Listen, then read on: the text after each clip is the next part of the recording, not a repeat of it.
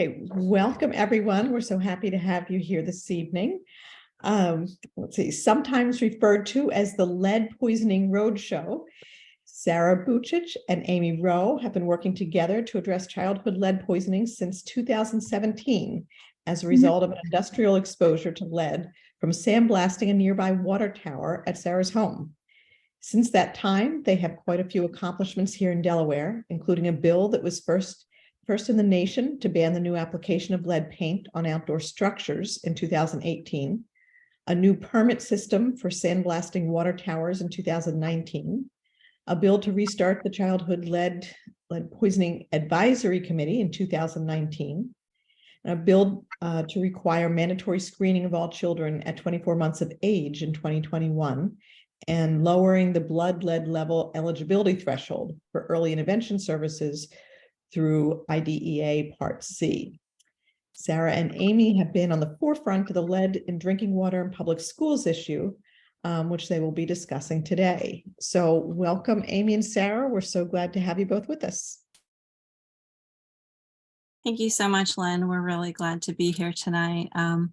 Amy and I have been working on lead poisoning prevention for 7 years, as you said in your introduction, and we are citizen advocates. So we have over time learned a lot and become, lead-free Delaware, but we are, at the end of the day, we are citizen advocates and we are volunteers. So we are excited to share this evening's presentation with you.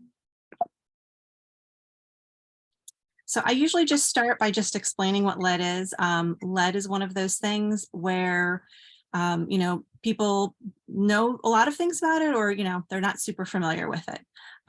So just let me know too if my sound is going in and out. I've been having issues with my sound the last few weeks, so just let me know. So lead is a naturally occurring element found on the periodic table, but it doesn't serve any purpose in the human body. There are some trace minerals and elements and things that are good for us. Lead doesn't have any purpose like that in the body. And it's been used for a long time in products. It was used for a long time in paint for people's homes. It's a very effective thing to use for paint as far as it has a good bonding ability, but it's also incredibly toxic to the developing brain. And there's no safe level of lead in the human body. It's really dangerous for children because it harms the brain during critical periods of development. And we usually up through, your brain, 90% of your brain is formed from birth to age 5. We know the brain continues to form though through, your 20s. So if you are exposed to lead at a young age, it can contribute to learning and behavioral problems and have lifelong effects. And as more time goes on, we're learning that lead is dangerous at lower and lower levels. And I'll talk a little bit about that as we go through.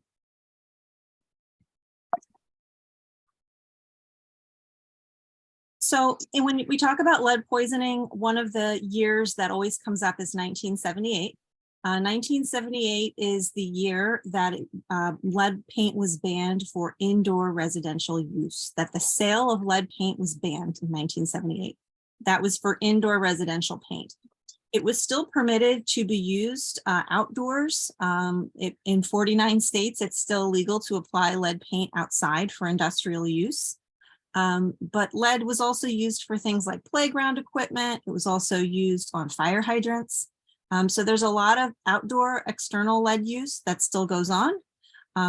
But Delaware is the only state that has that we have banned lead paint. And Amy and I worked on that in 2018. As you said in my introduction, that there was a water tower next to my house and there was lead paint removed from it. And they actually didn't tell me that it was lead paint being removed. And I went outside and there was paint chips in my driveway and I started asking questions, and just being who I am, we ended up talking to DENREC and public health and all kinds of things. But what we discovered through that whole process is it was legal in Delaware to remove lead paint from outdoor structures without a permit. And I don't know how many of you have lived in Delaware a long time, but if you lived in Delaware in the late 90s or early 2000s, you might remember the St. George's Bridge when that was sandblasted and redone by the Army Corps of Engineers. And there was very large lead paint chips, some the size of dinner plates, falling in the river. and that whole town had to have their children tested. So I knew about this because I'm a Delawarean, and I was really surprised that we didn't have any kind of permitting structure when this happened next to my house. So long story short, 49 other states have, you're still allowed to put lead paint on outdoor applications, and Delaware remains the only state where that's banned. So just this slide basically just talks about how we use this year 1978 as this kind of magical year, but we know that lead is still in homes. Obviously, when lead paint was banned for indoor use, it didn't all go away. There are stories of people stockpiling the paint before the ban. We also know that all the paint that was in all the homes remained. It got painted over, it chipped, it's all still there. So we have a pretty old housing stock in Delaware and on most of the East Coast. So all of those structures are still remaining, and they still pose a risk to children, especially as that paint deteriorates and breaks down.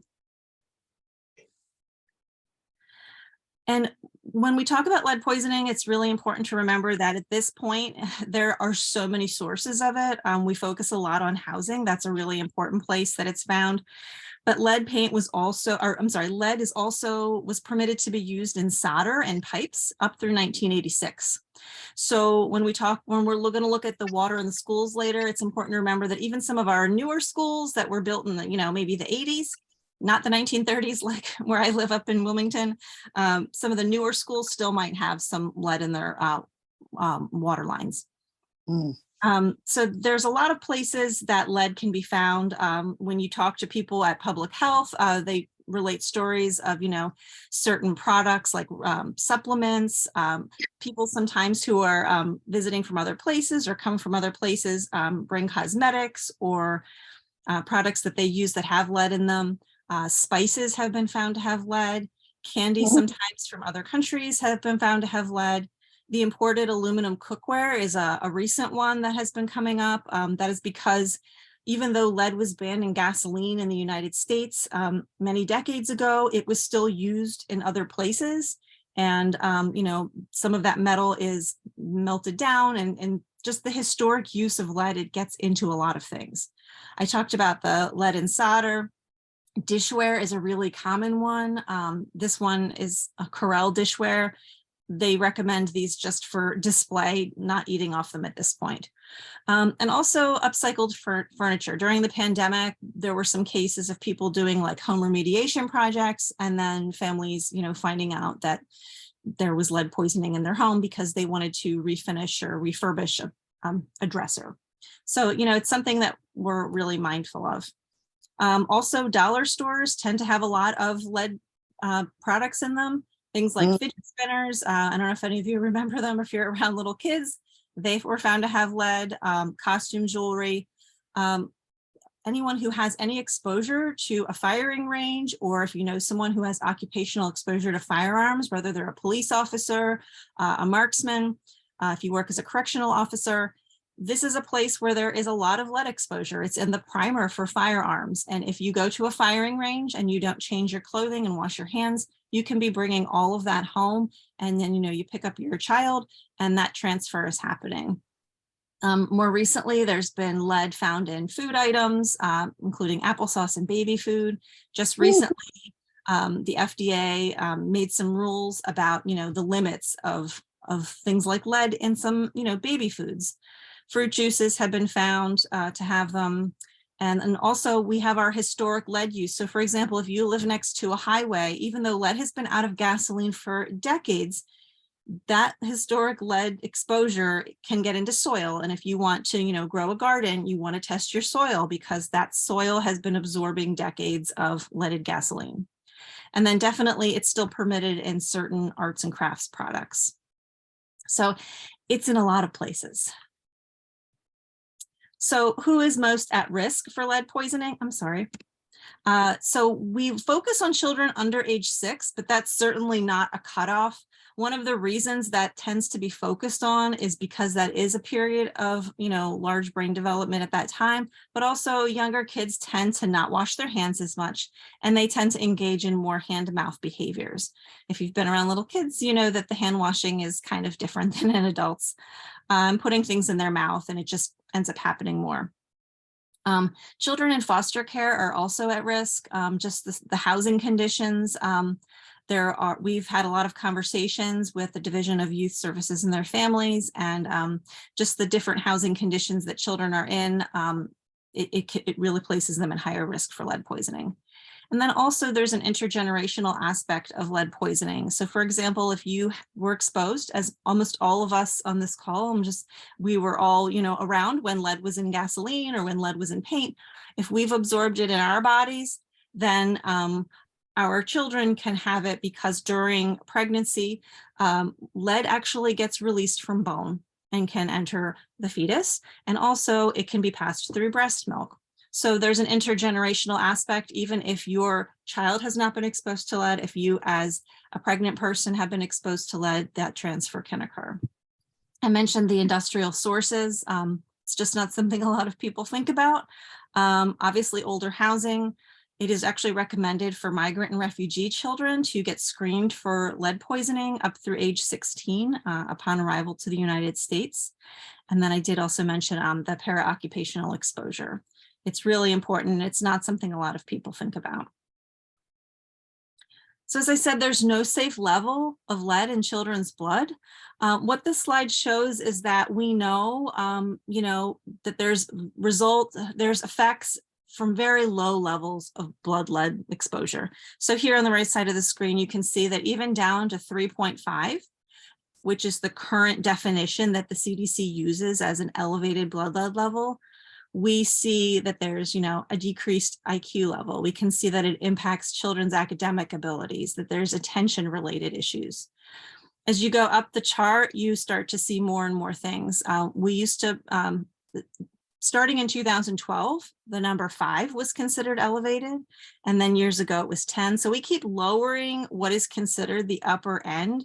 And how this works is the CDC looks at all the lead cases nationwide and takes a percentile of them. And that's how they determine what's considered an elevated blood lead level.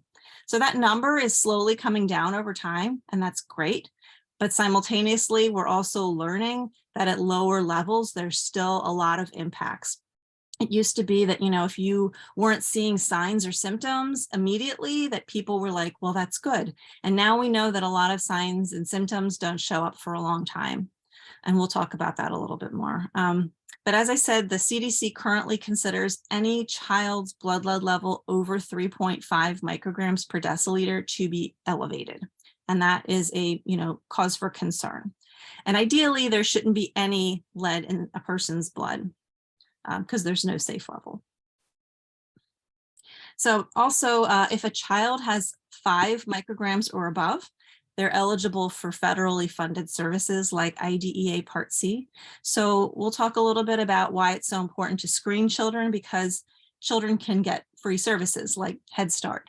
And if they're above 10 micrograms, then they can actually get case management through the state. Somebody from public health will come to the child's home and we'll see where the lead is coming from, and hopefully in an effort to remove that source of lead and to stop the exposure. And then, the family will be entered into case management services. So when Amy and I first started working on this, it was the state law to test all children at 12 months of age. What we found was the adherence to this was pretty bad in Delaware, and it's pretty bad nationwide. Most states don't have great testing levels. There's a lot of reasons for that. One of the main things is that in Delaware that we discovered was Delaware does not fund its lead poisoning prevention program with its own funds. And that's really unusual. Most states put some funds towards their state lead program. Delaware only has funding from the CDC, which helps us track the problem. And then we get some funding from the EPA. Now, since the articles were in the paper this past fall, Delaware has committed to some one-time funding, but we're still working on getting that to be more consistent. So the state lead testing of children years ago was just for 12-month-olds. And the problem with that is a lot of kids aren't even walking by 12 months. And it's found, research shows that children are more likely to be caught if you test them at 24 months. Some states in the United States, I'm thinking of Massachusetts and states like Rhode Island, they do testing even beyond 2 years. But it was quite a fight in Delaware to get the 2-year testing. Providers were not happy about being told they had to do this. But until we come up with a better way, it's really the only option. One of the arguments was that, we should have primary prevention, and we absolutely should. We shouldn't be testing children's bodies to see what toxic things are in their environment.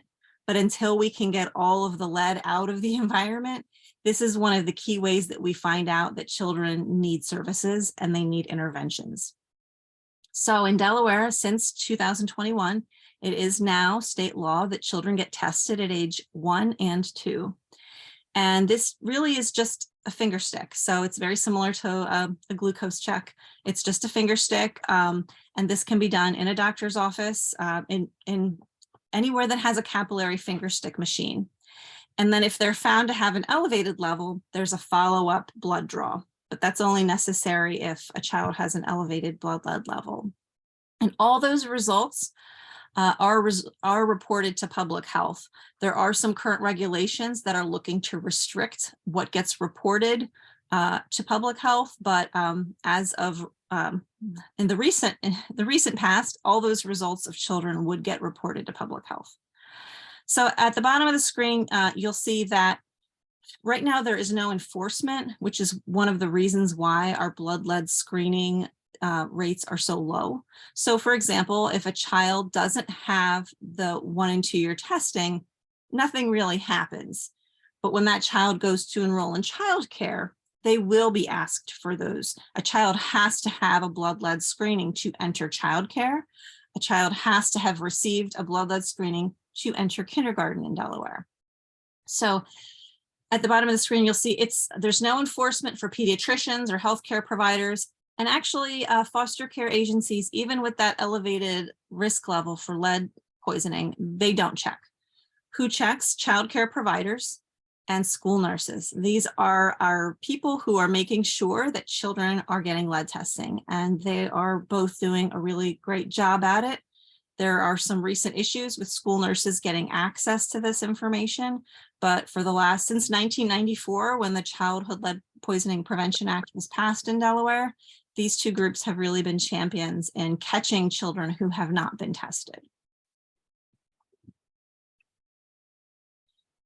So as I mentioned before, if you have an exposure to lead, it can actually impact future generations. So the problem with blood lead screening, so I've just been talking about blood lead screening. When blood enters a person's body, it only stays circulating in their blood for about a month. What happens during that time is whatever doesn't get absorbed by brain, kidneys, and bones will get excreted. So within about 30 days, unless you're getting continuously exposed, if you had an exposure within about a month, you will not be able to see that that person was exposed. That doesn't mean that you weren't impacted, because it has been absorbed into your brain, kidneys, bones, and organs, and fatty tissue. So that is why Dr. Amy Roe and I were really concerned about the water and the school results, because if families aren't told right away, the testing won't reflect the exposure. So it's really important when you have an exposure that the testing is done in a timely fashion, so that you can actually see, what was ingested. So as it says here, 73% of the total body burden of lead goes into bones, which is a concern as you get older, when you are pregnant, and as you age and your body starts to demineralize. There are a number of things. For example, if children don't have a healthy diet, if they have an empty stomach, they will absorb more lead. They can inhale lead. There's a lot of ways to absorb and ingest lead. So this is really just to show you that, it's not something as simple as, well, I'm not eating paint chips, which is kind of the historic thing that people talk about, because they're sweet. Lead actually tastes sweet to kids. That's historically why kids put it in their mouth. But there's a lot of more concerning parts of lead, like dust. Lead dust is really one of the main ways that people ingest it. So even if you don't have active paint chips, putting a window up and down, if it had lead paint on it, that's releasing lead dust, and that can be inhaled in the respiratory tract. So this chart really just shows you that, over the years, what we used to consider elevated was really way too high.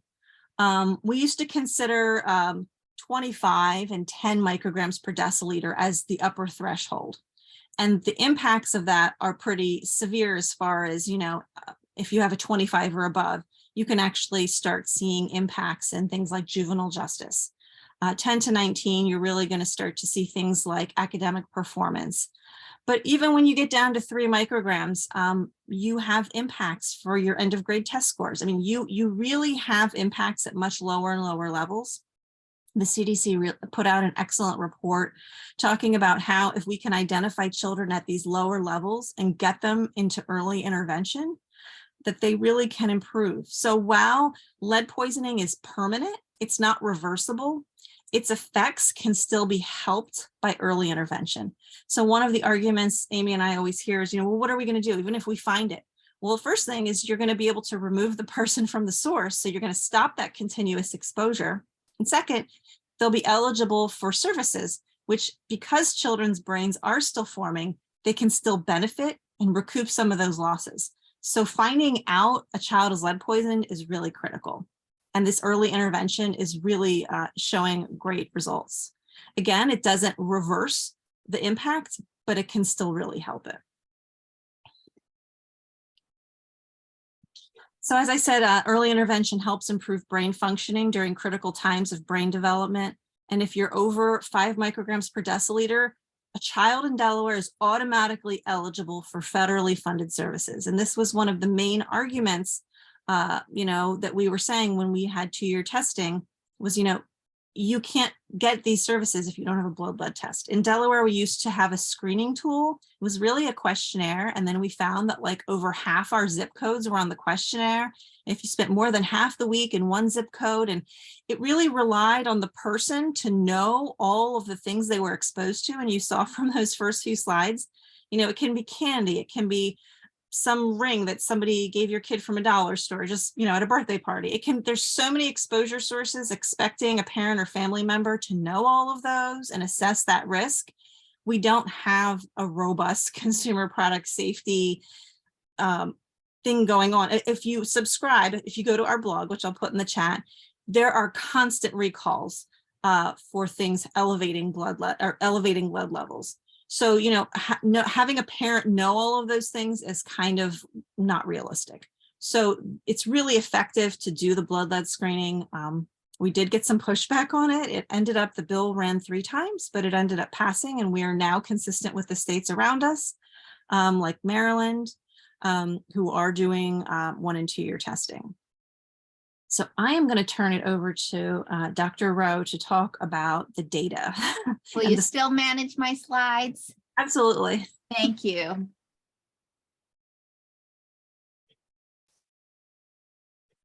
Our testing rates for lead in Delaware are bad. And I have here 10 years of data plotted of how many kids get a blood lead test and then how many kids in Delaware have lead poisoning.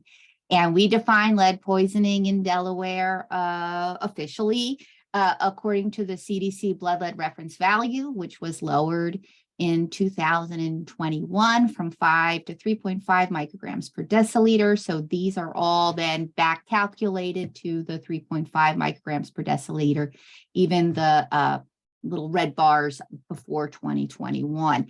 And we have very bad testing. A lot of people are not getting their kids tested, and a lot of healthcare providers don't have testing equipment to do it at the point of care. And then when COVID hit, a lot of kids were not getting normal primary care because of the lockdown. So our testing rates really suffered. And then add on top of that, there was a major equipment recall in the reagent that was used for the finger stick lead monitor, and that caused a lot of problems too. So we are performing poorly I will say that other states are also performing poorly, but bumping these numbers up is tremendously important. And this blood lead level in school issue is also sort of wound into this, because this cohort is birth to 72 months, and there are lots of kids in schools that are in that window. So here it is. We are not testing enough. Would you advance to the next slide, please? When it comes to drinking water, there's a lot of standards that have been thrown around. And in Delaware, there were some very misleading statements made by our Department of Education and Department of Health about the threshold that they were going to use to determine what levels of lead in the tap water was safe, and then what would initiate action. And they were initially using this, far to the right 1991 lead and copper rule, which they had mislabeled a maximum contaminant level of 15 parts per billion as a level of safety. And they got in big trouble with the EPA for that, because the lead and copper rule is not to be used like that. It is not a health-based standard. It is used to evaluate water systems like utility scale, and not to be used to determine the health of drinking water in a school.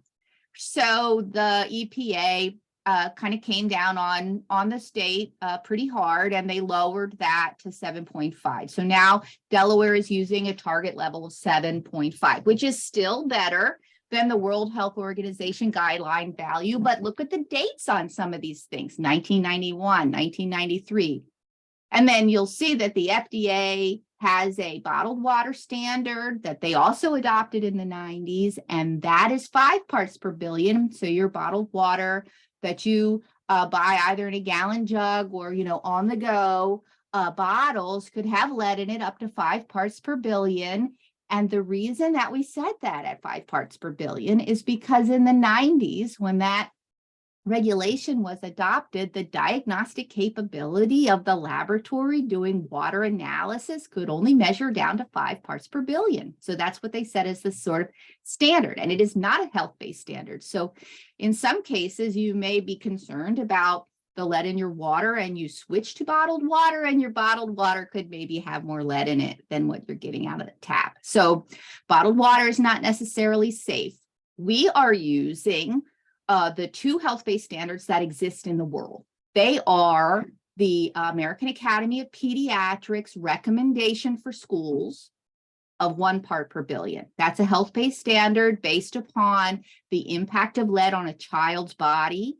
And then the EPA says there is no safe level of lead in water.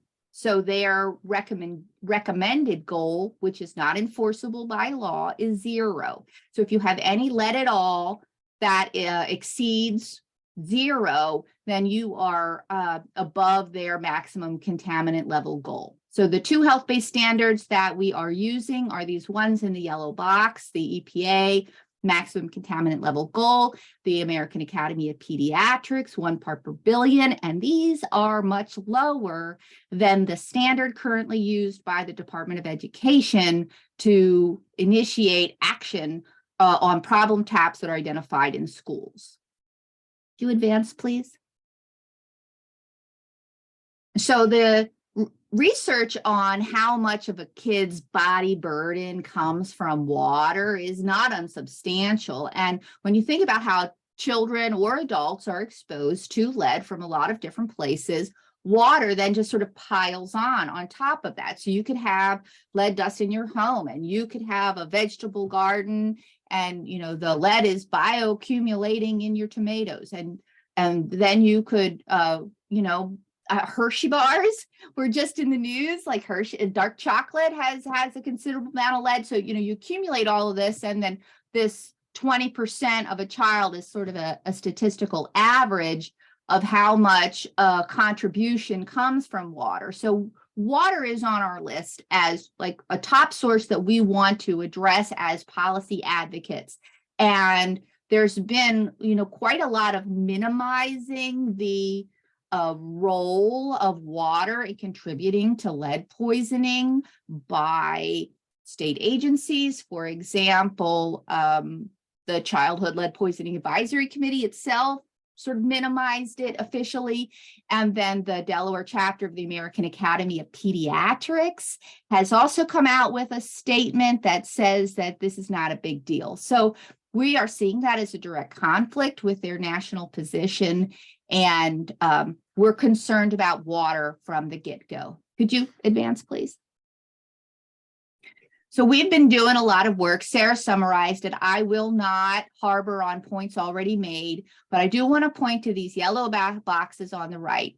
So we learned in September of 2022 some of the results from this EPA-funded sampling that had been going on for a couple of years. And when we learned that, we went nuclear on it. We learned that Wallace Wallen School in Newcastle was on bottled water for lead. So we picked up the phone and fortunately got the News Journal to cover it. But this is something that, advocates, by and large, you have your mission and the goals you want to achieve, and then you fight the battle that's in front of you. And so this issue became the battle in front of us, and we took it on. So through the work that we did, including circulating a petition that we got 500 signatures on, we were able to get a public forum in November where the Department of Health, the Department of Education, legislators in leadership positions in health and in education sort of put everything out on the table and explained what was going on, and then followed that up with an official public hearing that occurred in January. So all of that brought a lot of focus onto this issue, and that has resulted in a very good thing, which is the state Department of Education decided they were going to resample all the water samples because they didn't follow any real standards before. And so they invested $1.3 million, which is the very first time the state of Delaware has put any money into childhood lead poisoning ever. So that is a commitment. Could you advance, please? So there are 3 water sampling policies that are used now here in Delaware. There is the Safe Drinking Water Act, Lead and Copper Rule, which is for schools or other facilities that are on well water, and they have to test their water. And there are 5 schools in Delaware that are on wells that have been testing their water for many years, and that is due to their requirements under the Lead and Copper Rule. And we got keyed in onto this in 2019, 2018, was it, Sarah? Because the Woodbridge High School had a letter that went out that made its way over to the PTA, where Sarah was advocating with that they had high levels of lead and had bottled water there. So we were able to get an early track in on the scope of the problem and how water sampling works because of this Lead and Copper Rule. Then in 2020, the EPA issued grants nationwide. This was part of the Trump administration priority for assessing lead in the drinking water in schools in all states. And they issued grants to a lot of states. Delaware got $209,000, and that amount was then later increased. So now, we've gotten more than that, but that was then tied to a specific sampling protocol required by the EPA that the state of Delaware did not follow. So all of these articles in the newspaper back in October and in November were largely about how the Department of Education got caught being naughty and then tried to backpedal its way out. And in some cases, really, I'm going to use the word misrepresented. They misrepresented the truth, and we were relentless, and we were not going to give up. I think we've gotten dozens of FOIAs, Freedom of Information Act requests to try and get the facts on this, and then learn what the real truth was. And so that occurred. And then we've got now a sampling program with a lot of samples coming back in, which I'll show you the results of the sampling and what we have right now. Sarah, could you advance? So on Tuesday, I pulled off the latest database. I think this is still current because today's Thursday, but as of Tuesday, we have 5,100 water samples that have been collected in Delaware Public Schools, analyzed and published online. And I will say very disappointingly and shockingly that 100% of the samples that are published, all 5,100 of them, have lead in them. There's no sample that has a level of lead below the detection limit of the laboratory analysis equipment that is being used by Bata Environmental, which has the contract to do all of this analysis. So that minimum detection limit is 0.66 parts per billion, and every sample that we had lead above 0.66 parts per billion. And that is just shocking, especially if you think about how the American Academy of Pediatrics says that the water in schools should never exceed 1 part per billion. So there are some very alarming levels of lead in the water. About, not quite 10% of the samples have lead above this threshold established by the Department of Education for taking action on the problem taps of 7.5 parts per billion. And then we've got some samples above 100 parts per billion, and that's scary. I'll show you those samples next. And we even have samples above 1,000 parts per billion. And we have the highest sample in the state so far was at the Wallace Wallen School in a classroom faucet, in a classroom sink of 5,400 parts per billion. Oh, geez. I want to say something about this too. These samples are collected by professionals. These are not teachers or janitors using bottles and not knowing what they're doing and then maybe contaminating the sample or something. These are legit water samples. So this is very bad. And our situation with the lead in schools through these 5,000 samples that have come out, we'll see many more samples before this program is done. They want to finish it this school year, but we will see more. And I imagine that, this is going to be a very humbling experience when it comes to the budget and figuring out how to fix this problem. Could you advance to the next slide? So here we have the samples that are in Delaware schools above 100 parts per billion, which is 100 times the American Academy of Pediatrics recommendation of 1 part per billion. These are the very, very bad samples. And there are 49 of them that have come back. And I've got the school districts across the bottom, so you can kind of see the worst problem districts are the ones being sampled first in the resampling that we have. But Capital, Christina, Colonial, Indian River, and Sussex Votech all have really, really high samples above 100 parts per billion. And these Wallace Wallen samples are from the school that got put on bottled water last summer as a result of the EPA funded sampling. So no kids since last summer have been drinking this water. We hope. But again, as Sarah mentioned before, if they were drinking the water, it's too late to test their blood to see if they have lead poisoning because the half-life of lead in blood is about, a month. Could you advance to the next one, please? So childhood lead poisoning has a ripple effect that we talk about across society. And there are a lot of reasons why we care about lead poisoning, not just in this birth to 72 months, which we've been tracking and testing poorly for many years, but for children of older age, adolescents, young adults, throughout the life cycle. Lead leads to a lot of problems, behavioral problems, learning problems, speech problems, hearing loss, aggression. And then that is part of what is called the lead crime hypothesis. So if you're not familiar with the lead crime hypothesis, what it is it's a statistical comparison of crime rates before and after lead was removed from gasoline.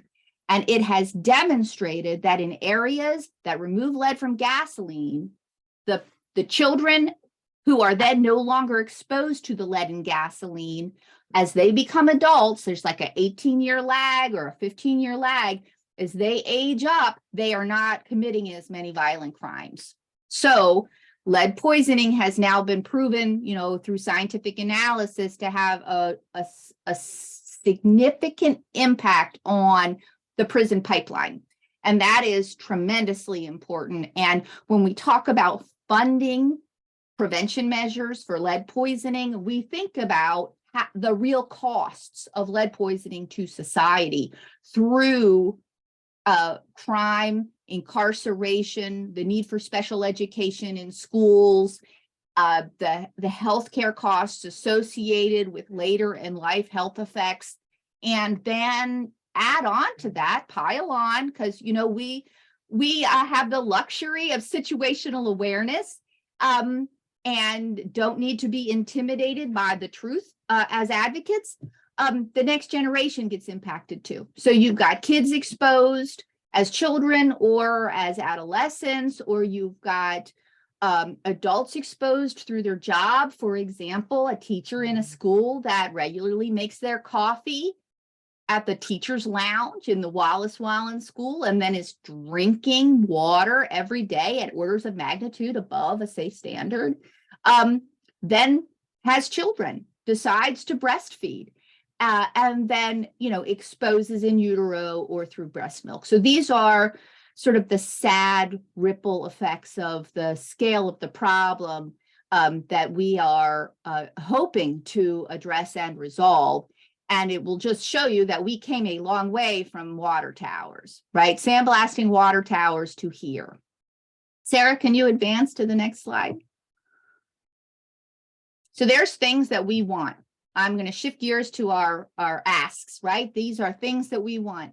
The Department of Education's resampling of water in all of the schools is laudable and maybe necessary to get action on this, but we have to stop using sampling as a way of chasing after a problem like lead, because so many unique conditions can change the lead value in a faucet from day to day, including temperature of the water, including vibrations out on the street. So a dump truck goes down the street and dislodges lead particles in the pipe, and then you get a different sample than if you were to take the sample the following day. So what national organizations like Environment America, who've been working on this, and they recently published their own updated annual report on lead in schools called the Get the Lead Out report, as well as advocates that are working in other areas. Our counterparts in other jurisdictions are asking for a concept called filter first, where we're not going to just spend a lot of the limited resources we have trying to science our way into identifying problem taps. We are just going to solve the problem by filtering the water.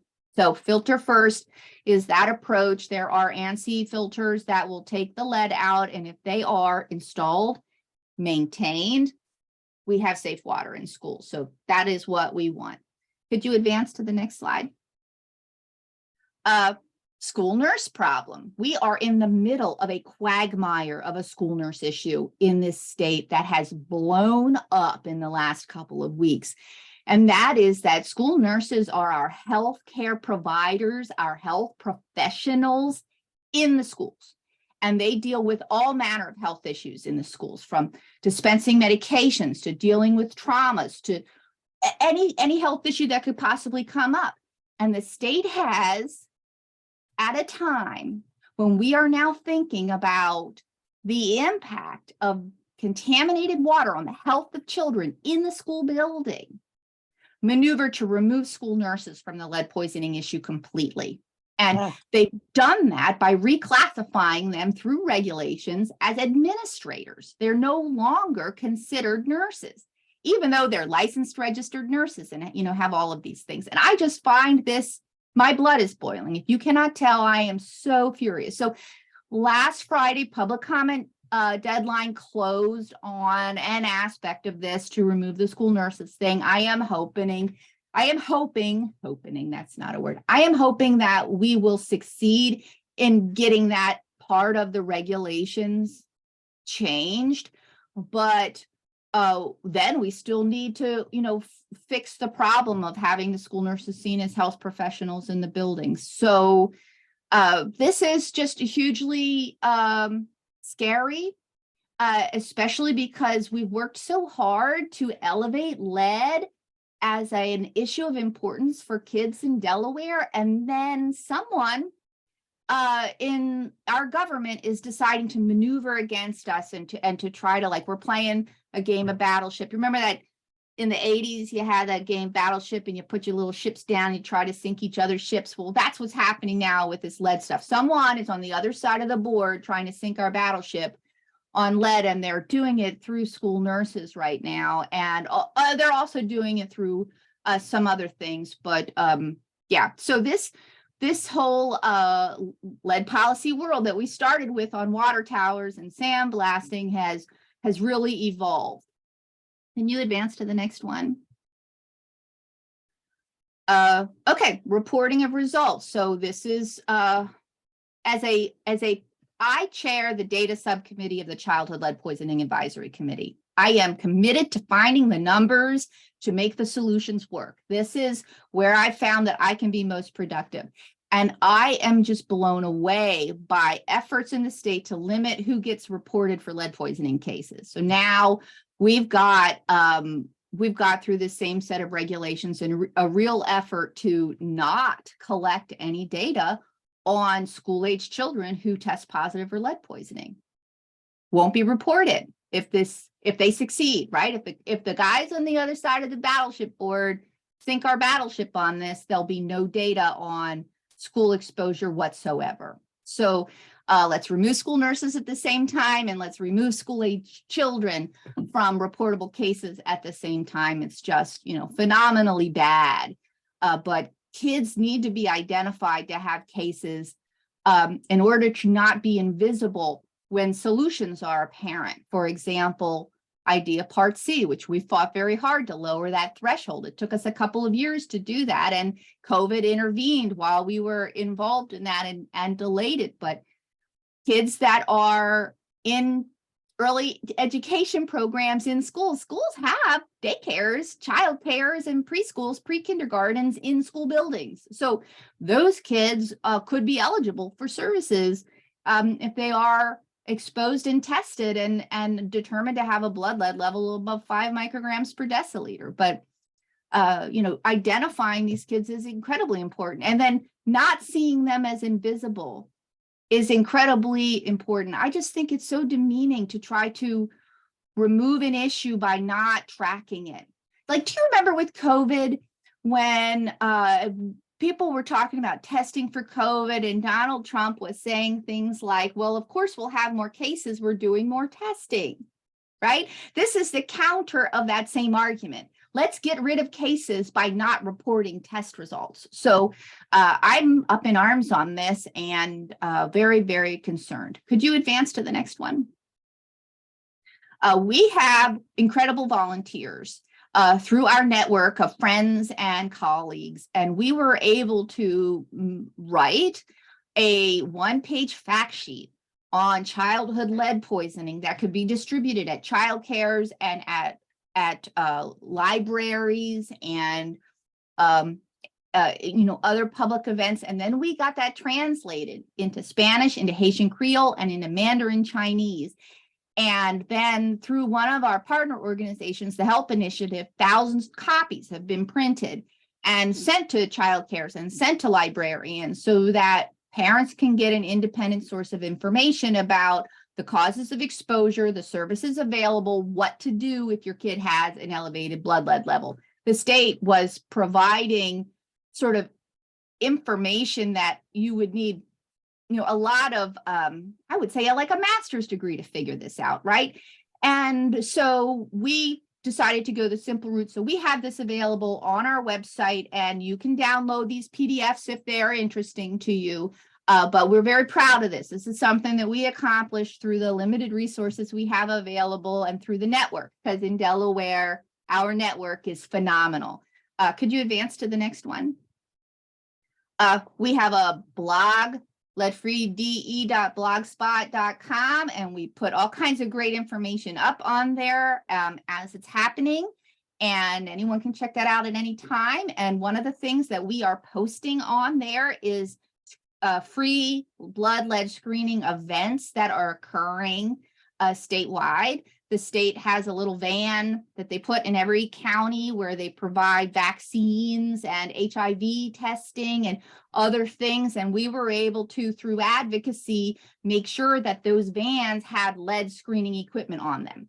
So now where those vans are located and where a parent or could get their kid tested or even get tested themselves is all on the van. And so we have the van schedule up on there. And we also have a Facebook page, and we put information up there on our Facebook page. And last night we had Councilwoman Darby from the city of Wilmington has a resolution that they're bringing forward in Wilmington City Council to support us on our asks for the water in schools. And so we just posted about that on our Facebook page. So that concludes our presentation. I think we still have a couple minutes for answers and questions.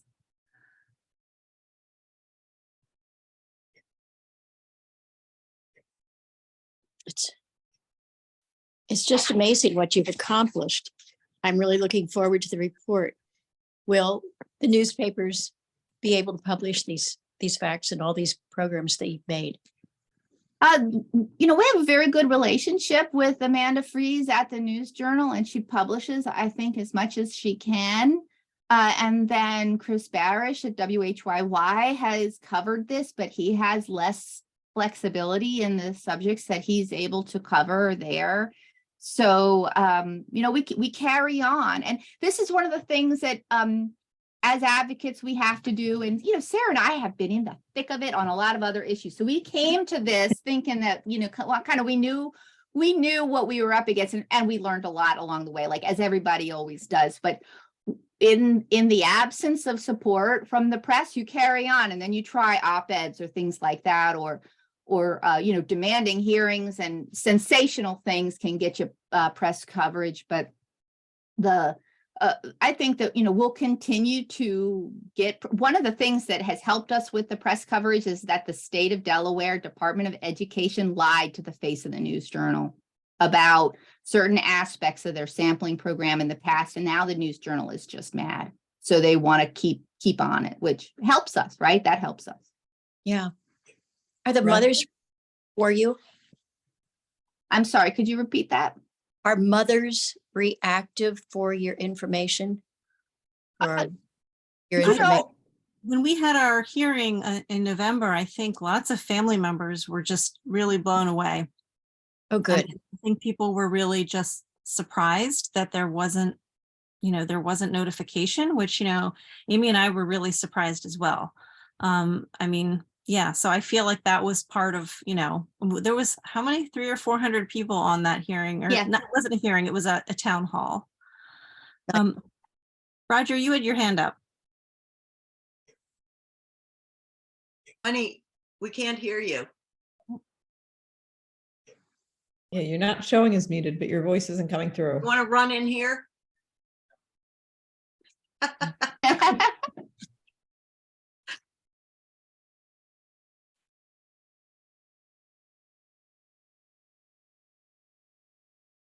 We separate on Zoom nights. I applaud you on everything you've done. That's been a great journey for you. I have more questions that you probably can't answer, but a lot of questions. I donated blood last Friday, or when was it? I don't know. Close enough. Recently.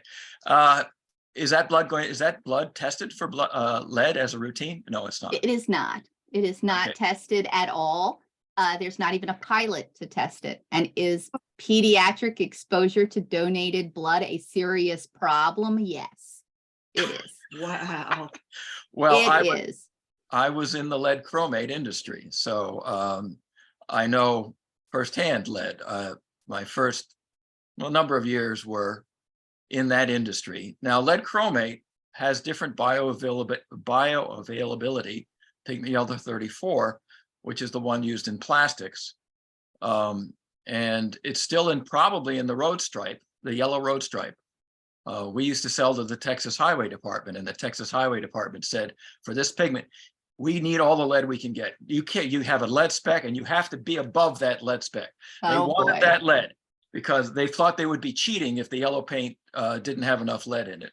The other place I know lead is still used, as I say, in plastics. I spent much of my career trying to get the lead out of plastics after several years trying to put it in. But the bioavailability of lead depends upon the chemistry of the lead. So I presume lead was everywhere in toys. But I don't really worry about that so much because it was all the yellow and the greens, because the yellow and the blue would be a green, and that would be in a toy, or be an orange pigment that would be in toys. But their bioavailability is very low, I believe, unless the science has changed, because that science does find out new things all the time. But I am concerned, is lead being used again in Delaware in road paint? No, we banned it. We did. Delaware's lead paint ban covers road paint. And also prior to our lead paint ban, we had a lot of conversations with the Department of Transportation about their practices and their contract. They call them contract provisions. Their contract provisions made sure there was no lead paint.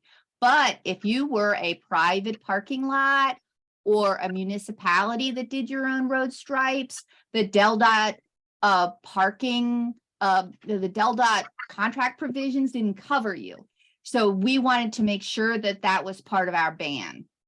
There's interestingly, the city of Seattle had a similar contract provision thing where they were not going to have any lead in their road striping. And then the university there went and did a survey, and they sampled a number of things and found lead in something like 30% of their road stripes.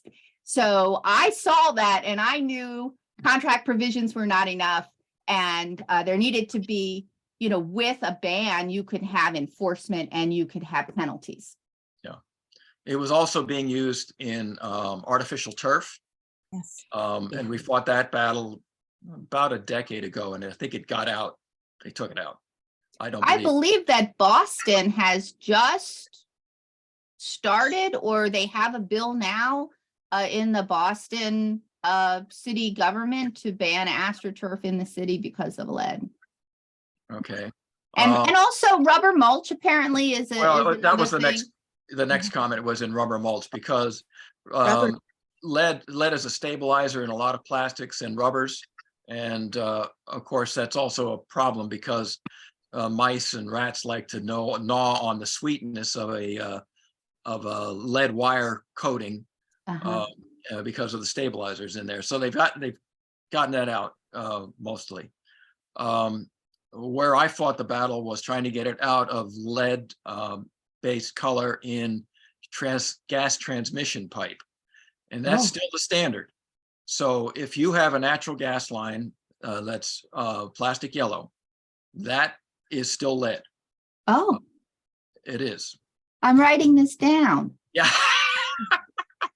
Well, we fought the battle trying to get it out from, substituting organic and other inorganic pigments for the pipe, but Phillips and Chevron and Dow all continue to use lead chromate in that pipe.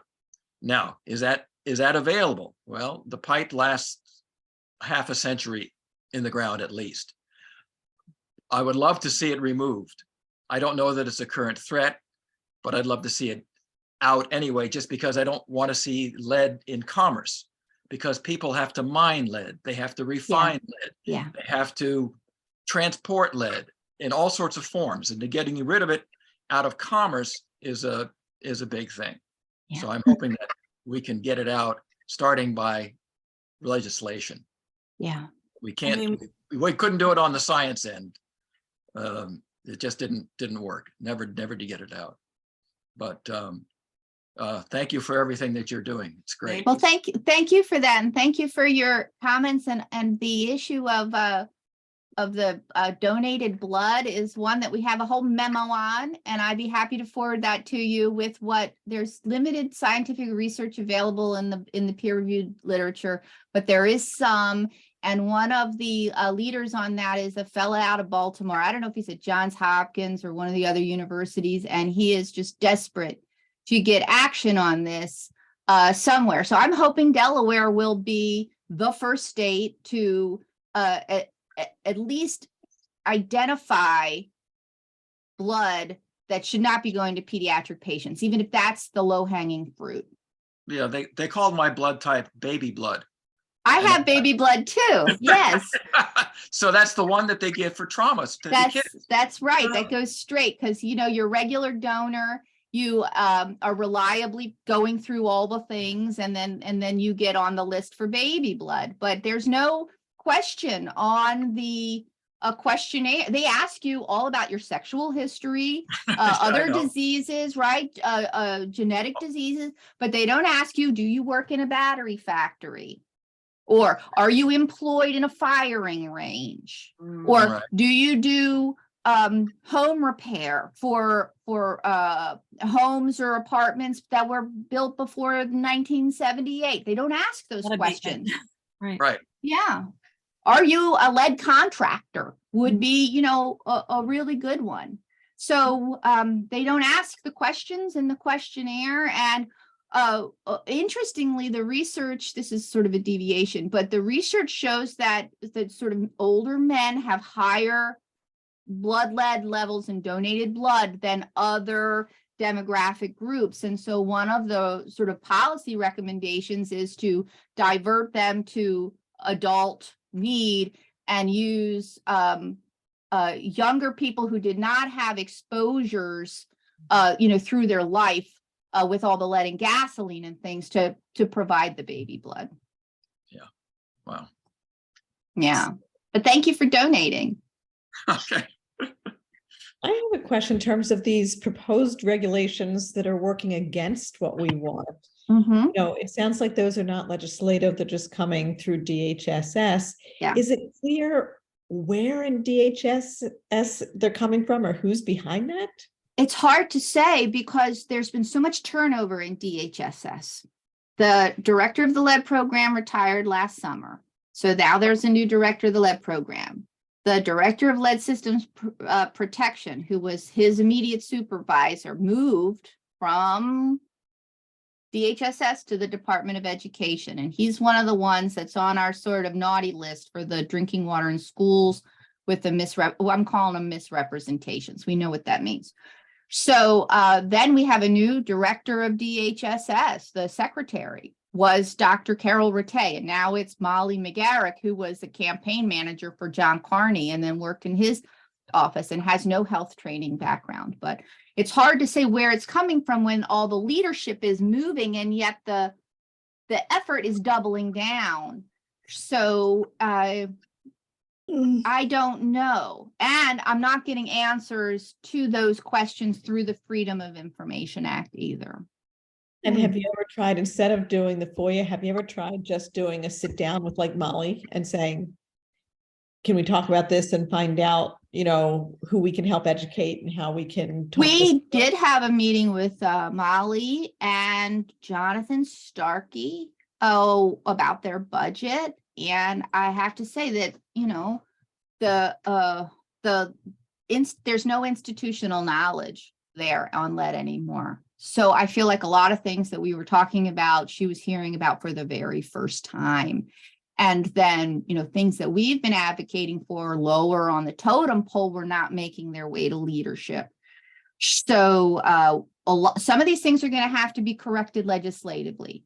And I imagine that we'll probably have a couple of lead bills this year to deal with some of these things and hopefully thwart the effort of whatever's happening in DHSS to work against it. But I had been warned by, advocate old hat advocates that have sort of handed over the baton.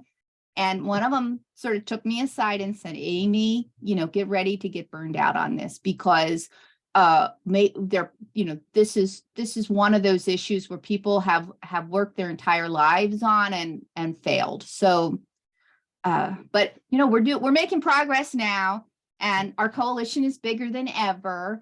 And hopefully we can prevent really damaging things like failure to report or this school nurse issue. We need them as warriors in this battle and not on the sideline.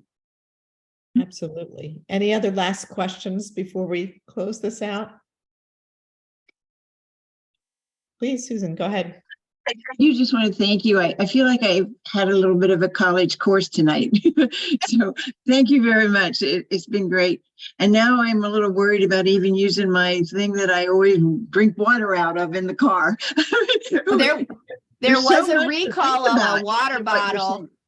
There was a recall of a water bottle recently. It was a 2-part water bottle, and the bottom part of the water bottle had a lead button that was Exactly. exposed, and people would put nuts or granola or cookies, whatever they're going to eat or whatever there, and then it was picking up the lead from that. So there was a water bottle recent recall. I would say stay away from things that look like shady. Well, and mine stays in the car and I drink it day after. I don't necessarily bring it in and replace the water in it. I just drink it because it's there. This tonight has made me just think about so many things and the children that are being affected. And we were affected as children. We obviously never had any of this attention paid to all the fountains we were drinking out of or any of what we were doing. So we're still here. I mean, I'm 82. I'm still made it. I made it, even though I had all that in my system all these years. But I really I appreciate what you're doing, and perhaps we can make a big difference in the lives of children. That would be wonderful. That's forward. the goal. Yes, Thank it you is. so much. Well, thanks for inviting us. It was a pleasure to spend the evening with you. Yes, thank you, Amy and Sarah. We Thank you. appreciate it very much. Good night, everyone. Good night. Good night.